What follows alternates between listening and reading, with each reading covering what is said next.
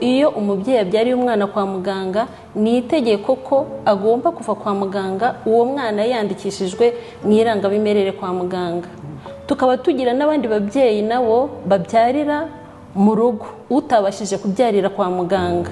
Uwo mubyeyi utabashije kubyarira kwa muganga rero umwana we agomba kwandikishwa mu kagari atuyemo kandi mu gihe kitarenze iminsi 30. Murakoze. Hanyuma si iminsi 30 yirenze umuntu ashobora kugira impamvu zitandukanye zishobora gutuma iyo minsi igera atarajya ku kagari bigenda bituma umwana ubwo muramureka? Oya, ntabwo umwana bamureka. Ahangaha mbonereho kubwira n'abacikanwe hari abagifite ibitekerezo byo kuvuga ngo narengeje igihe cyo kwandikisha umwana, ahari wenda se bazanca ya mande batangaga niko abantu babyita. Oya, ibyo ntabwo bikiriho.